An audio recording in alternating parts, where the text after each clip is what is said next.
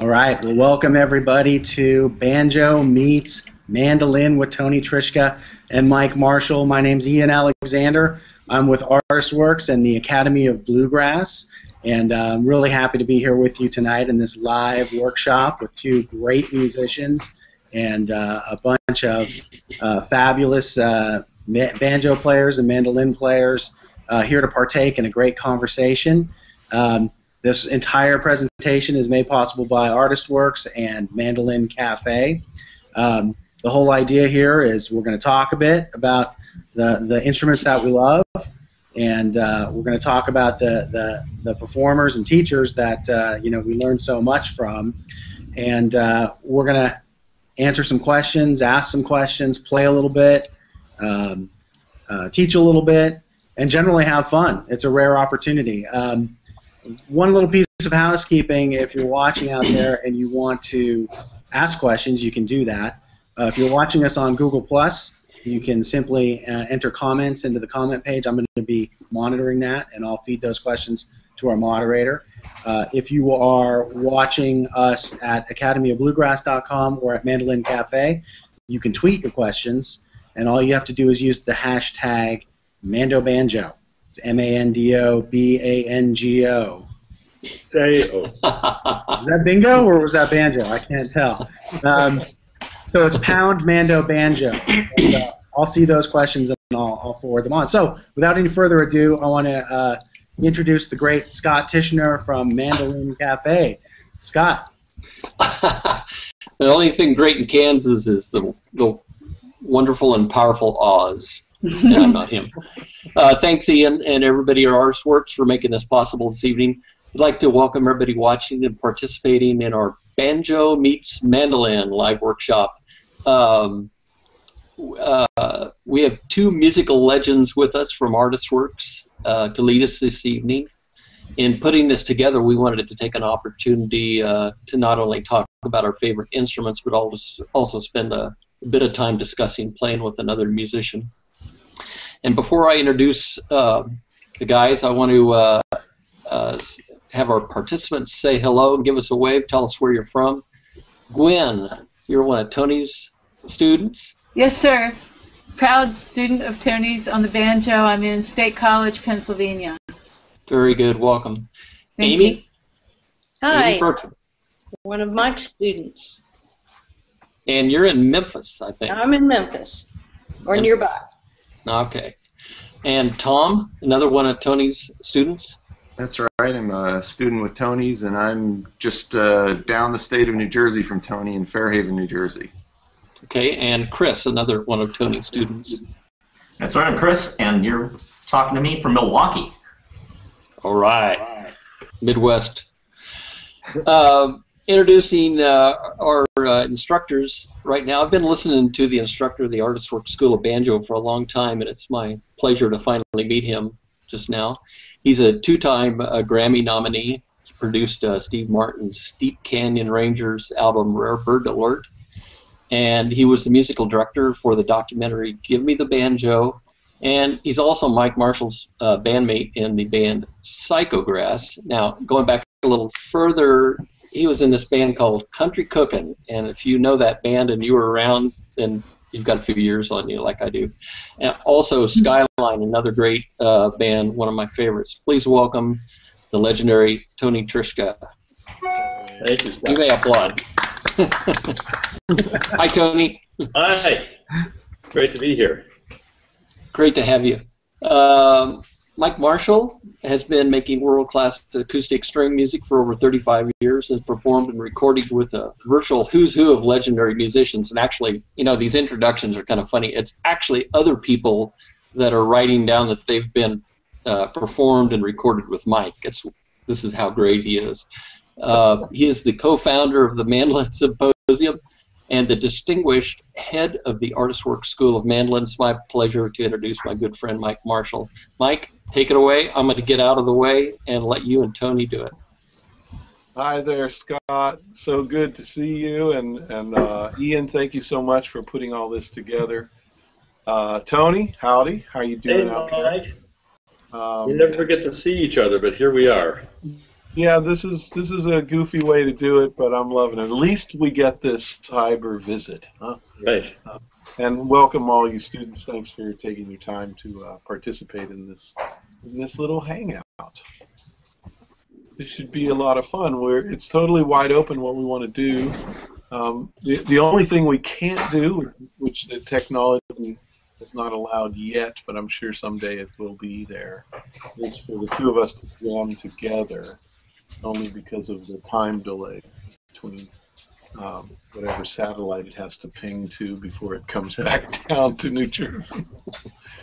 But anyway, we'll come up with something, won't we, Tony? I think so. Should we start by playing something? Would that be appropriate? Yeah, I'd like to hear Tony. I'd like to hear something from Tony. All right. Let's see. I'll just start off with a Scruggsy thing just to get warmed up. A little bit of Fireball Mail. Oh, no. Right.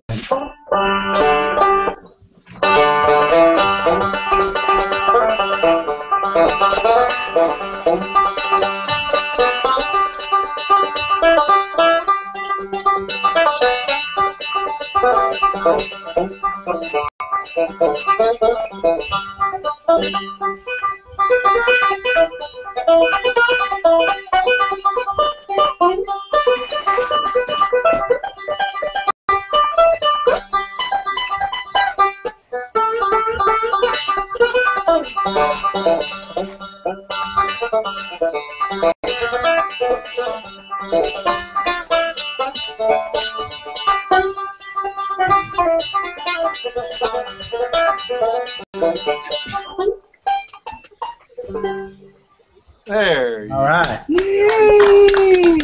Thank you. Thank you. Well, that's inspired me. May I now? Please, Mike.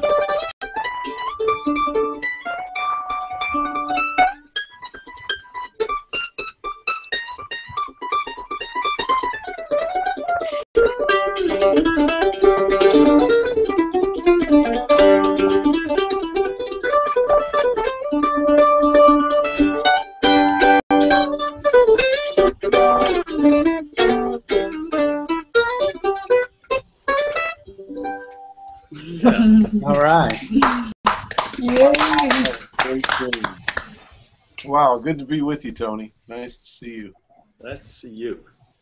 Well, gosh, all these banjo players, I'm curious about them. Now, they're all taking lessons from you, Tony, on your fabulous School of Banjo at the ArtistWorks campus. A new way to learn to play in these modern times when we can be together. It's incredible how well it's working out. I'm guessing for all of you, this new way to learn.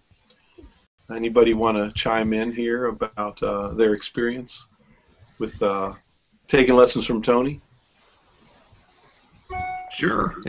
It's I guess I started playing banjo maybe 16 months ago, something like that. I got myself a banjo for a Christmas present on spur of the moment and fumbled around by myself for the better part of a year, and then saw Tony and the rest of the New York State Banjo Symposium at a local venue and learned about the school from there, and I just absolutely love it. It's perfect for the way I like to work and learn and be independent, but he's there trying to bring out the best in you and nudging you along to stretch yourself, and is an absolute font of historical knowledge about bluegrass and banjo and that part, which I really, really enjoy too, because I I didn't come from any kind of a bluegrass background. I'm more rock and jazz and classical, and Right. was aware of bluegrass, but not much more than the Beverly Hillbillies. Right. Well, I feel obliged to explain a little bit about how this works in terms of taking lessons cyberically. Ian, you want to do a little explaining for those of you who might not, those folks out there who might not know how it is that you take lessons online? Yeah, no, I mean, one of the things that's really cool, and I'll just relate an anecdote. You know, when we do these workshops, the day before, everybody kind of logs in, and we make sure that they can get there and that everything goes okay, and we're all ready to go. And it's so great because each time we do one of these workshops, I get to see, I see people pop in to the workshop as they log in to do this little thing. And you'll see, you'll see Chris, and they'll say, Gwen, oh, hey, how you doing? And, they'll say, Tom, oh, hey, Tom, how you doing? And most of the time these people have never spoken before, but because of the way the ArtistWorks, campus works is as you're learning, you can ask Mike or Tony questions about what you're playing. You can submit videos and show them what you're playing. But at the same time, you can see, and you get answers back, but you can also see the questions and answers that other people are giving and getting from the instructors, from Mike, Tony, or whoever it happens to be. And so you kind of, even though you may have never spoken to Tony or spoken to Mike, or maybe Gwen has never spoken to Tom, you kind of get this sense of community and you know each other because you're interacting all the time. And that's one of the great things about the school. It's not only learning about the instrument, but being with everybody else, from Grammy nominees like Mike and Tony to just the other people who are doing the same thing that you're doing, which is trying to get better at your instrument. So that's a little spiel on that. Yeah, but basically the real heart of the way of learning is that the student sends us a video of themselves playing, and then we send a response video back, commenting on things that they might improve, and then that's put up on the site as a matched pair of videos that anybody can watch who's signed up to the service. So I'm sure that people learn as much from watching each other as they do from us individually and the things we have to say about their own playing. I think that's the best way to get the most out of the sites, because I know Tom, well, I've met Tom and Gwen and Chris, I feel like I know all of you pretty well just from all the video exchanges we've done. And so it's just great. And it's great to watch everybody improving also as they go along, which everybody is. So that's been encouraging for me to see as well. When I first started teaching on the site, I was thinking, there being no precedent for this way of exchanging information, I was curious as to whether it would even work. And when I think back to some of those early videos of some of the students, and how much better some of them have gotten, it does work. It's kind of remarkable that it's. Well, and I've learned from it too. So. Well, and I kind of have a question around that because I'm fascinated. You guys have played together before. I guess the best way to ask it is, maybe Tony, what's it like playing with Mike? Like if you were to talk with another banjo player who's gonna play with Mike, what do they need to know? What should they know about Mike, and what makes him a great player? You mean on a really personal level, or a musical level? Well, you can get personal too. I'm not going to tell these guys. Well, just getting to stand up on stage with Mike is, I don't want to fawn all over you, Mike, but it's just please fawn on. There's so much energy coming off of you, and so many ideas.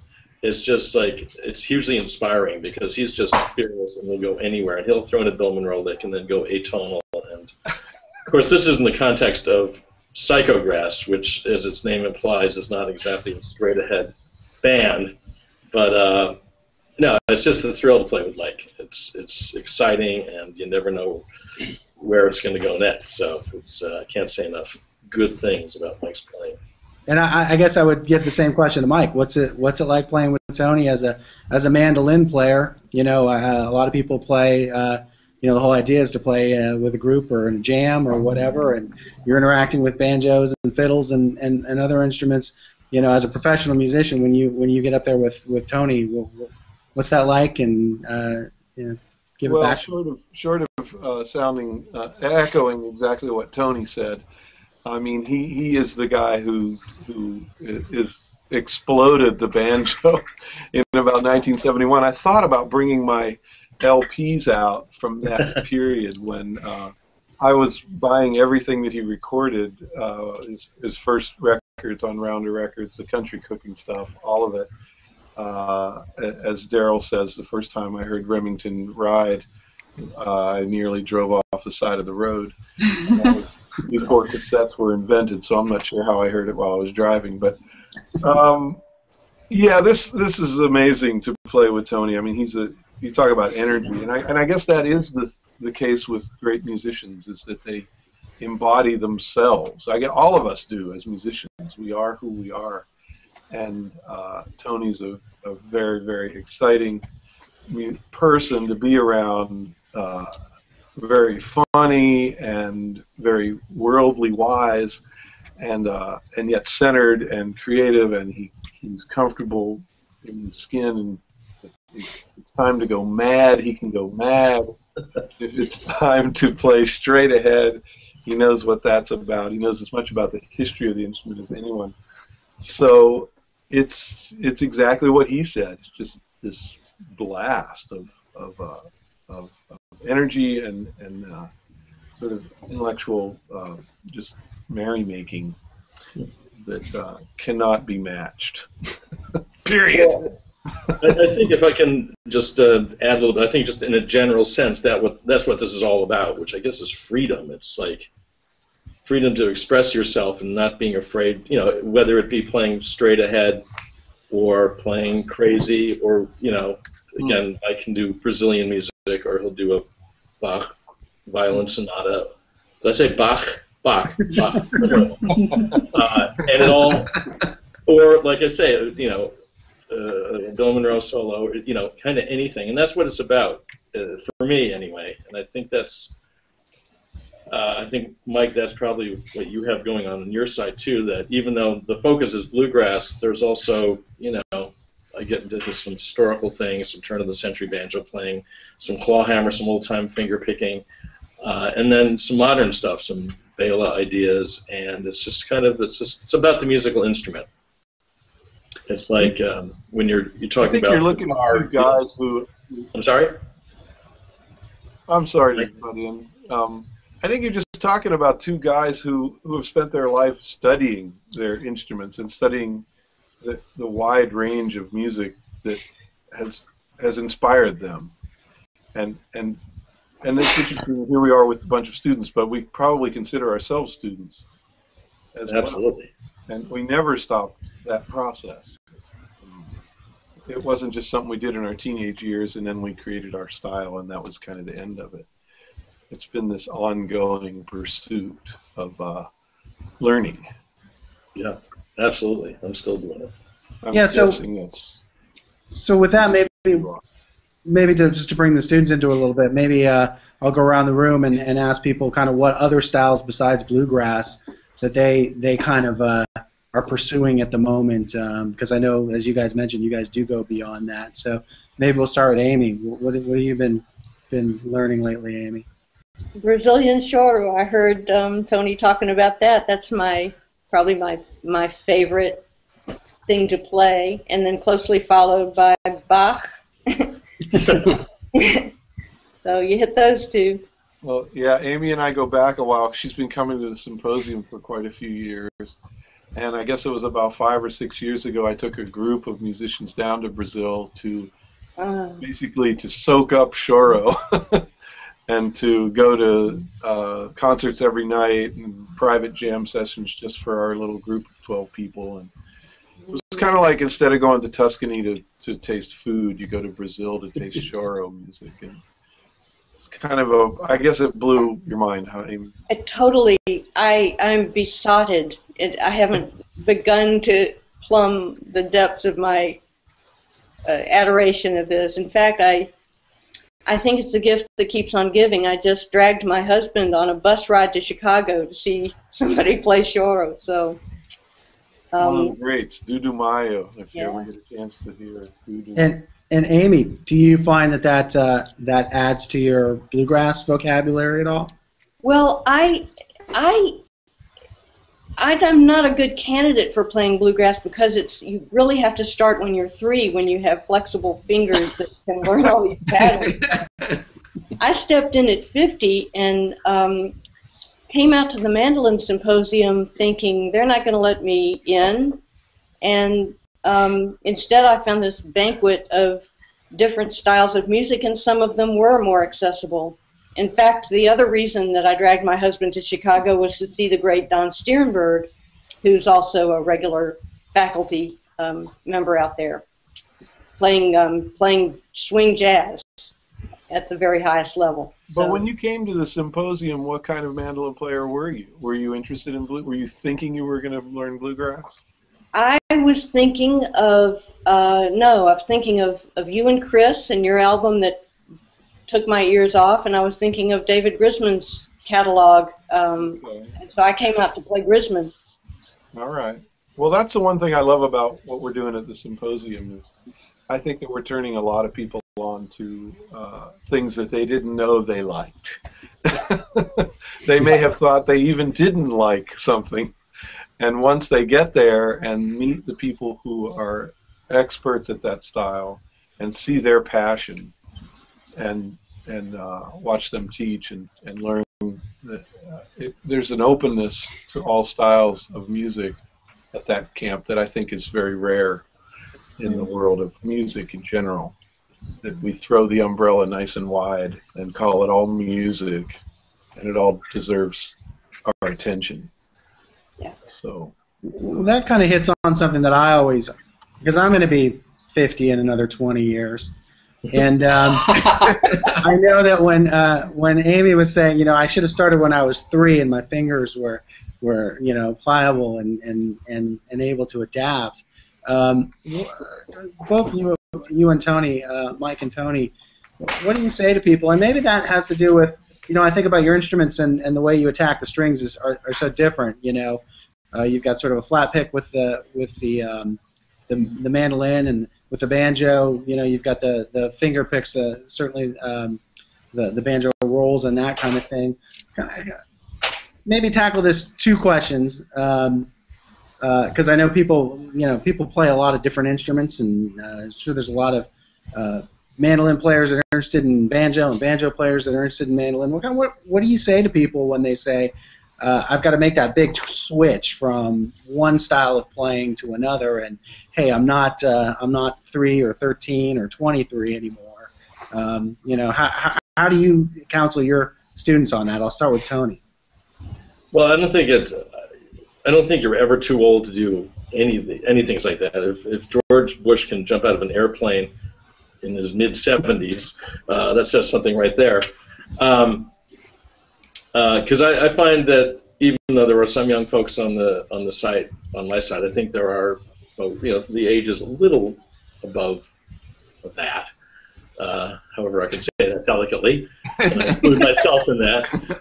And I think it helps if you've played if you play guitar for a while and you've had the facility already, and it's an easier jump to the banjo, for instance, or the mandolin, or whatever it is. Because you've already had the facility in your fingers. But I have a bunch of people, I always wanted to play the banjo. I'm 60 years old. And I see some remarkable progress that people are making.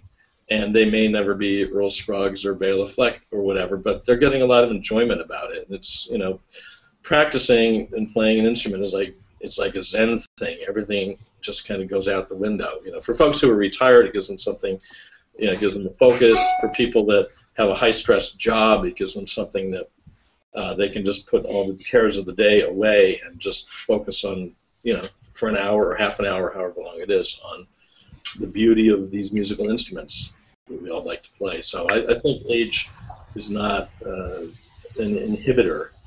At any age, you can get an awful lot out of it. You may not be the technically most proficient person in the world, but you enjoy it, and you play the music that you like. And I wrote this beginning banjo book a bunch of years ago, and I was asking other people what advice they'd give to a beginner, and I mentioned it to Bela Fleck, and he said, well, his advice would be play music that you like, play songs that you like.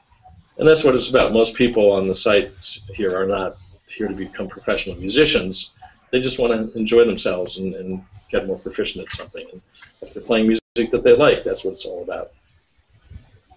That's beautifully said, Tony. That's what it's all about. And I think people forget that especially these days, with so much recorded music recorded perfectly all around us in our worlds, in every cafe you walk in, I mean, there was a time when people actually played instruments at the amateur level, very, very, it was a big part of life as we know it. In fact, the big publishing houses of the early part of the 20th century, that's what they were publishing, music for the amateur musician to play. That's what these mandolin orchestras were all about during that time period. And so I think we have to remember how much joy you can get out of just the sound of these instruments. Just hearing a simple chord and playing something really easy like that, and getting a decent groove going. I mean, that beats the heck out of a day at the office, let me tell you. And hey, I'm seeing Mike, speaking of that, I think I'd like to hear another tune from you and Tony. You would? Oh. Yeah, more music, less talk. No, I'm just kidding. Yeah, well, I would like to do that. Let's do something. You want to hit? What do you play, Tony? You're in C, aren't you?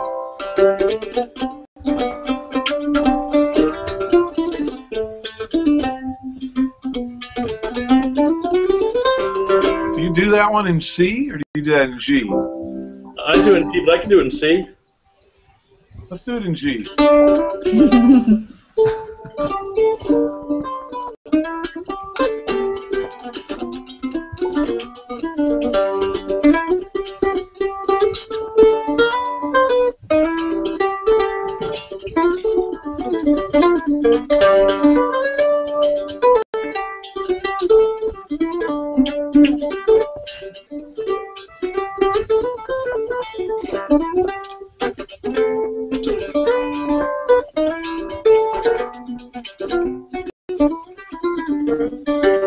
Take it, Tony. Yeah.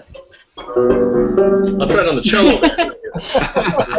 What the hell happened to your banjo, man? It got weird. The head got big, the neck got small. I don't know what's going on. Hey, man, I got one of those.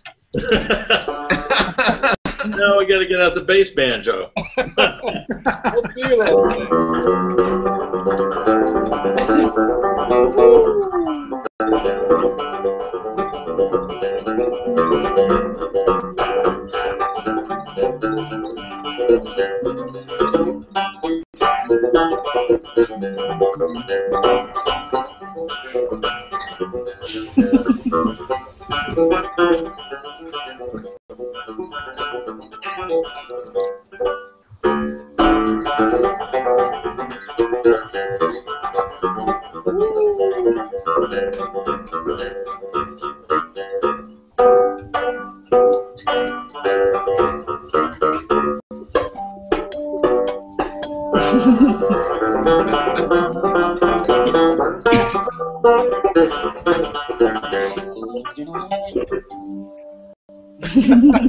Wow. The harmonic up here, but it was there somewhere.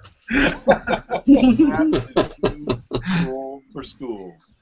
Well, listen, since we're playing mandolins and banjos, we got a question from somebody at home, which I think is the big question: when to chop? When you got a banjo and a mandolin player playing together? Yeah. When's the right time to chop? Chop over each other? How do you guys work that out? Well, I chop whenever I'm not playing lead. So I think that's the golden rule, right, Tony? Mandolin players chop, and then when mandolin player is playing lead, the banjo player chops. Yeah. To cover me having gone to playing melody. unless you were playing with Jimmy Martin, and he would have you roll under everything. Oh, really? Yeah, his banjo players were always nothing too obtrusive, but yeah, but generally, yeah, I chop. Yeah, but does J.D. Crowe typically do rolls behind, when he was throughout the years in his bands? It seemed like he did more rolls, and I know you can do both, and I understand that whole concept. I was just thinking of that. Yeah, well, he came out of Jimmy Martin, so he was... Ah, that's right. Yes, as from the rib of Adam or something. Jimmy Martin was Adam. I'm not sure where I'm going with this, but yeah, he's definitely a J.D. JD's a Jimmy Martin banjo player. That's right. And so that would make sense that he would do that. But it's interesting because you listen to Bill Monroe.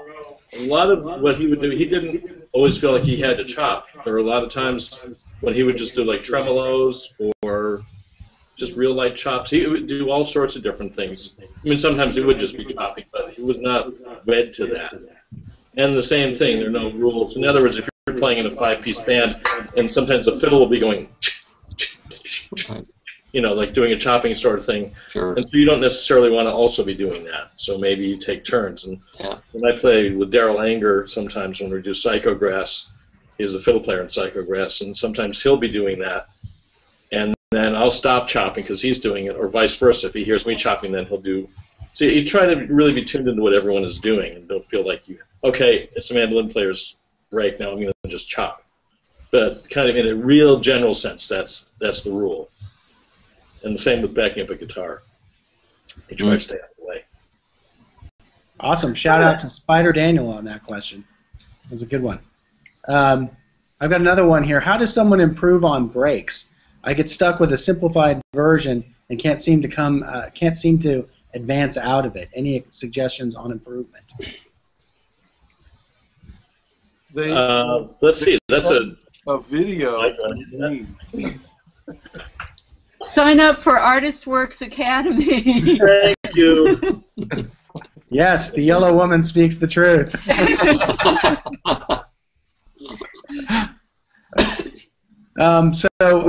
think one thing.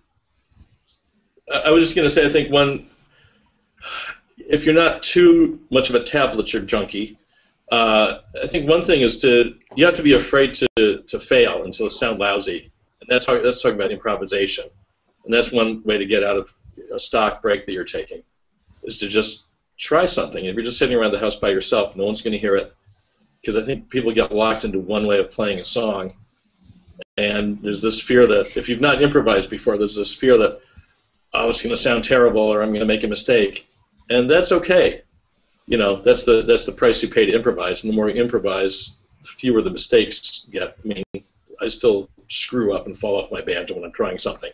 It's never-ending quest for the perfect break, and it's hard to get that perfect break. But I think improvisation is a great way to start stretching out of just one way of playing something, and you just have to be fearless and say, okay, I might make a mistake, but it's no big deal. I'll pick myself up and keep going. I've been working with my students on something I call target notes, where a melody will have certain notes that are really important for that tune to sound like itself. And then what we work on are different ways to get to that note and get away from that note. I could demonstrate a tiny little piece of it. If you take a tune like Salt Creek,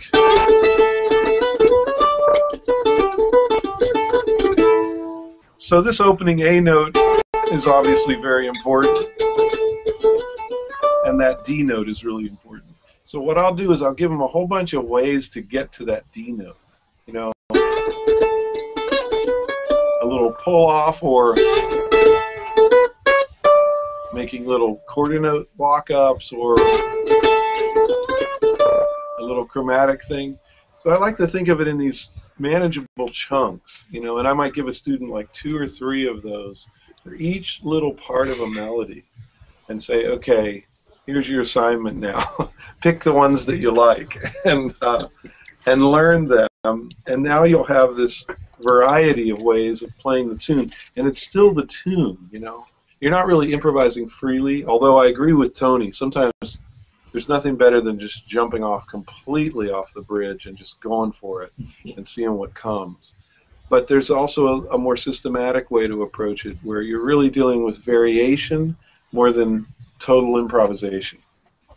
And that seems to be a great place for people at the intermediate level to start, to start seeing a tune in a new way. And then from there they start making up their own ideas, hopefully, if it's in manageable chunks. That seems to be an approach. Right. And even if you just change one or two notes, that's an improvisation, which is what you're saying. Yeah, that's what I'm saying. Yeah. Sometimes simplifying a thing is an improvisation, and that can all of a sudden open up possibilities, to play a tune in a simple quarter note fashion, as opposed to all these filigrees that are so much a part of bluegrass and other kinds of fiddle music that we all love. Yeah, and I think once you've been playing for a while and can get to the point where you might actually be able to transcribe music by slowing it down and figuring out what other people play. I always talk about learning from instruments besides your own instrument. For instance, I transcribed Bill Monroe's solo for Salt Creek, and when he does that thing, like Bill Keith recorded it, and he went, and Bill Monroe went. A little bit different, right? No choice. And then Bill Keith went. And Bela, many, many years ago, played it like this. So there's, but anyway, if you work with other instruments, and see how they do it, they can give you a whole different perspective. That's a great way to learn. Check out what the banjo player does as a mandolin player. Right. I heard you do a little banjo lick in that first tune also. Which one was that? Fireball Mail. You played some. I heard a banjo lick there. Maybe I'm projecting. I'm not sure. No. That's it. I mean, I've always been, like most bluegrass musicians, I play all the instruments a little bit, So that banjo was a big part of my life from 13 to about 16. So what happened? Couldn't pick up any girls with that thing, man. No idea of it. I listened to your records and said, forget it.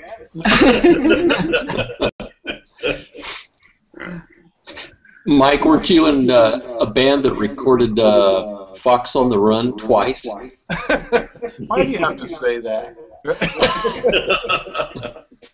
Yeah, we had the Sunshine Bluegrass Boys. In fact, we did a reunion just this past November down in Florida.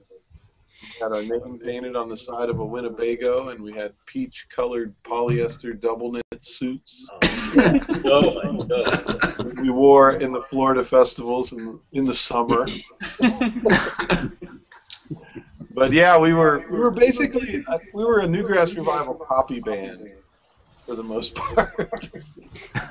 We were learning a lot of the modern stuff that people were into in the early 70s. And getting funky, playing, but we came out of very traditional bluegrass. But I was always interested in the young people and what were they doing. People, like I said, Tony Trischka's music. There was this whole scene in New York, the whole East Coast, younger generation of musicians who obviously were growing up, hearing lots of other music, and trying to figure out a way to incorporate bluegrass in it. So that always really intrigued me. Well, I'm fascinated with the concept of other instruments kind of leading you in your playing or incorporating things from other instruments. I mean, I hear a lot of people a lot of string players refer to fiddle players. I picked this up from the fiddle. Tony, are there licks or approaches that you've taken from other bluegrass instruments or other even out of bluegrass to incorporate into your style? Yeah, well, you draw on a lot of different things. I mean, there's one thing that comes to mind immediately is Clinch Mountain Backstep, a tune written by Ralph Stanley. which basically the A part goes.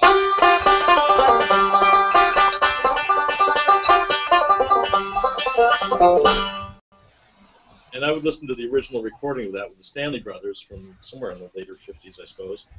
And I always loved the fiddle break. So at some point, some number of years ago, I figured, well, why don't I just try to analyze what's going on with the fiddle break? And the fiddle break is really cool. It goes.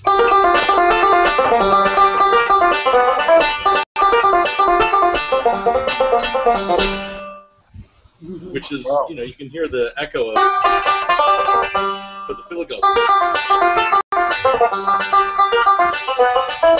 So it's kind of this bluesy and then major thing all at once, and it all fits on the banjo. So fiddle notes tend to fit pretty nicely on the banjo, which is what Bill Keith did when he was developing his melodic style. He worked up Devil's Dream and so on and so forth. So yeah, I think it's great to draw from other instruments. Fiddle in particular works really nicely. No question. I mean, I you know, early on, I realized that the mandolin, the repertoire was pretty limited for it. You know, if you look at the history of the instrument, you know, Vivaldi wrote a few things for it, and Beethoven wrote a few things, but it wasn't a big part of popular music. So probably because of the issue of volume, but. We've overcome some of that with the use of technology, but yeah, I mean, we were learning bebop tunes, you know, tunes that were written for horn players, Charlie Parker heads, and Thelonious Monk stuff, and all of that. So I spent a lot of time in my early 20s learning some of those tunes, and I think that it helped develop a sense of melody that was coming from a different language than obviously fiddle music, which falls right out of the instrument and falls right out of the tuning in a very natural way on the hands. But as soon as you start to play something from a wind instrument, it's usually in a flat key, and it's going to have some odd curly cues in it that may not feel so comfortable right off the bat, but that stuff can be developed, you know.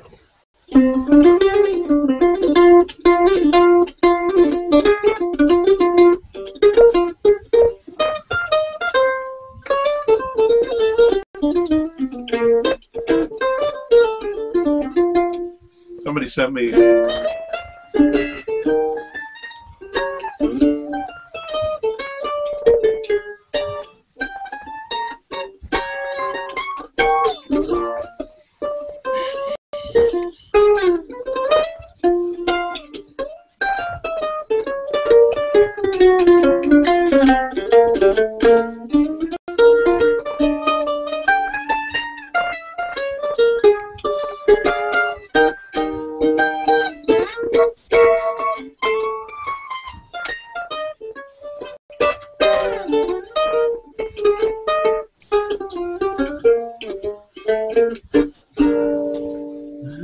me Blue Monk the other day, so Very nice. B flat, you know, not exactly a fiddle player's key.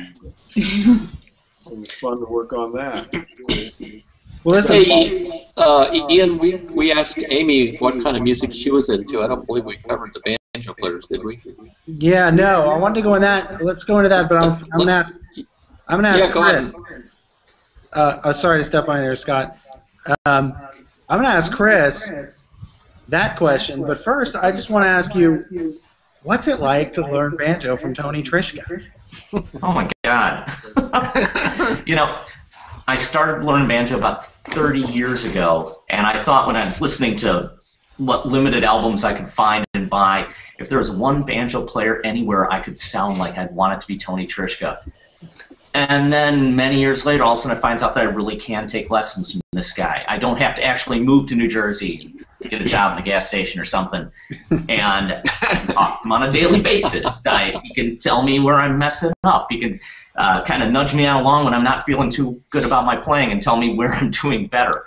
So it's phenomenal being able to take lessons from the guy that you most want to sound like. Yeah, I've always wondered that. You know, do you tell your friends, oh yeah, I studied with Tony Trischka? Oh, I do. Oh, you better believe it. So the other question, which Scott was getting to, is what other kinds of styles do you branch out from? I'm taking for granted that you play bluegrass, but are there any other styles that you're looking at or interested in or studying? Yeah, some of the traditional Celtic pipe and fiddle tunes, which brings a whole different style into your playing, and it's stuff that I hear tenor banjo players doing. It sounds wonderful, Jerry O'Connor and the Scahill type stuff, and being able to translate that into a 5-string, an instrument that was definitely not built to play that kind of music. It expands some technique and changes the way you think about a few things. Right. Really cool. And I also have a book here that says Brazilian choro tablatures for 5-string banjo that I just got. In the last couple of weeks. Now you guys are mentioning it. So we're all tied together. What has happened to the world? What about you, Gwen? I want to ask you the same question. What kinds of styles are you focusing on? Have you branched out of bluegrass or? Well, I'm mostly trying to play decent bluegrass without drooling at the same time. And that's Gwen, if you're not drooling, you're not a real banjo player. Whoa. I have to say, I have to sneak in a little comment about what is it like to learn from Tony Trischka, because before I started this, I wondered how could somebody like Tony Trischka teach somebody like me? I mean, this is like the best banjo player out there, one of the greatest banjo players out there.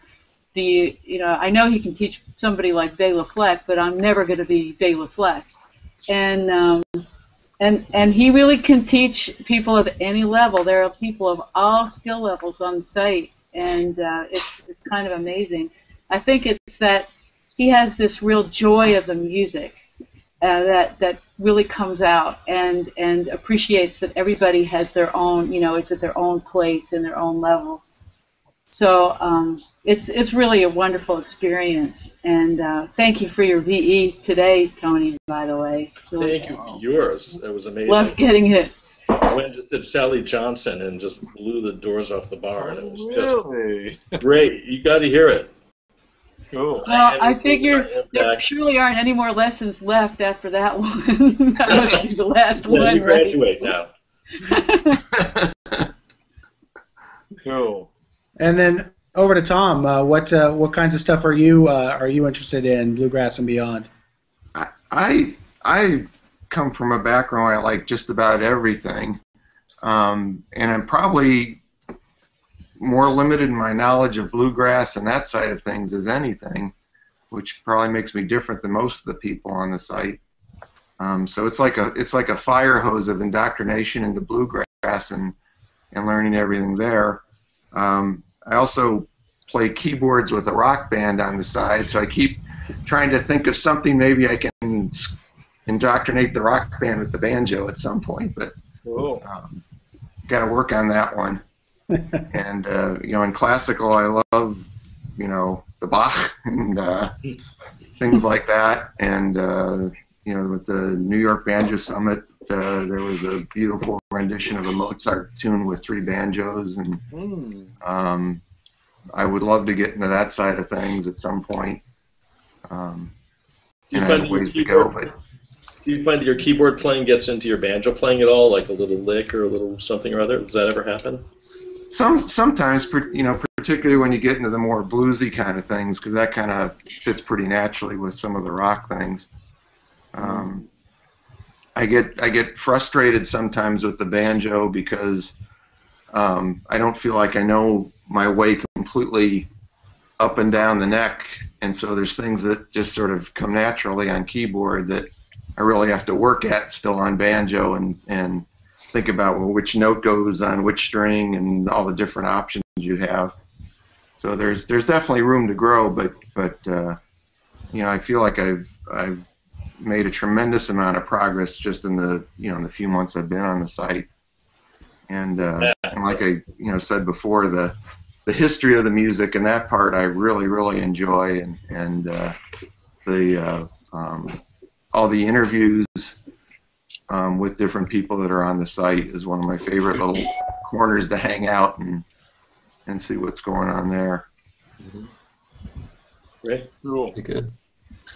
Yeah, the banjo's odd because it's an open tuning, so in a way that's, of course, the beauty of it.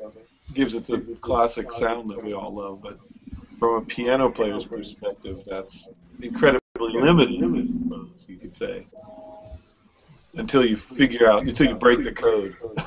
Right. That's right.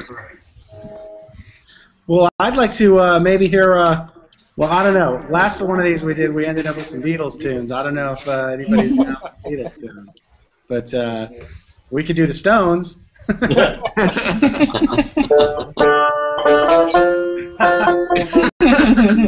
Tony's got it on cue. All right, but I'd like to hear a little bit more playing before we come to the end of our time. Yeah.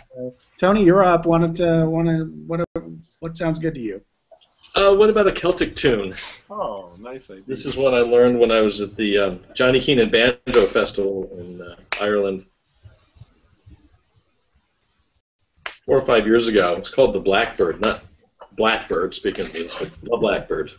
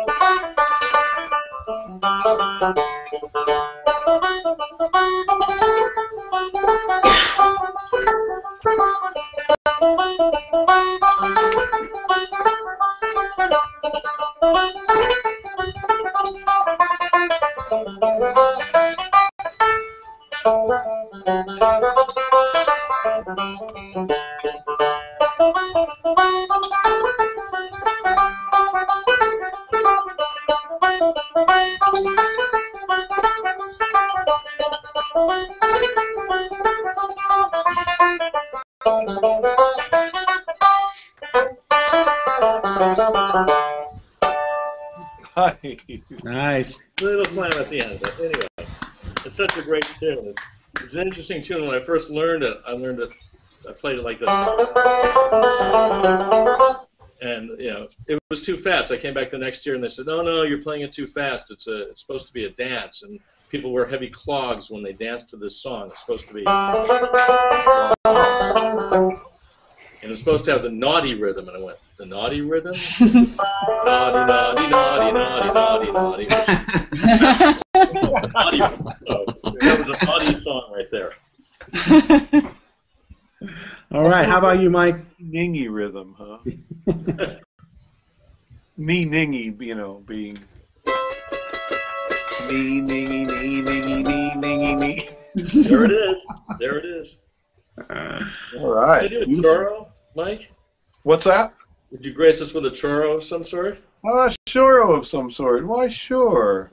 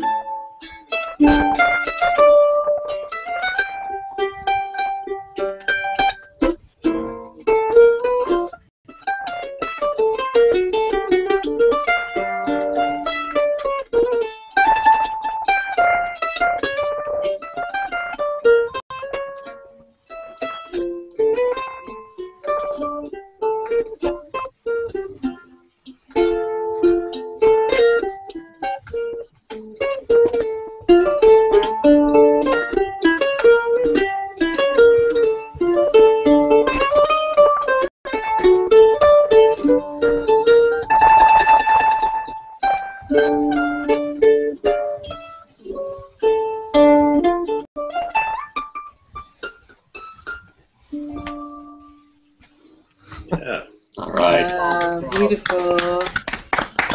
Thank you. It's called Naquele Tempo, which means Once Upon a Time by the great Brazilian maestro Pixinguinha. Great composer. Birthday is today. His birthday is today? What? That's where that one came from. Okay. He's the father of Choro. It certainly is. Between him and Jacob de Bandolim, they gave us quite a wealth of beautiful melodies. Jacob was the great mandolin player, and Pixinguinha played flute primarily in his youth, but then switched to tenor sax, I guess, playing the great bass lines behind the melodies, which is a big part of that style.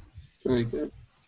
Ian, thanks again for helping us host this. Appreciate it. We had a lot of fun. Have we come to the end? We just got started. No. Well, we're pretty close.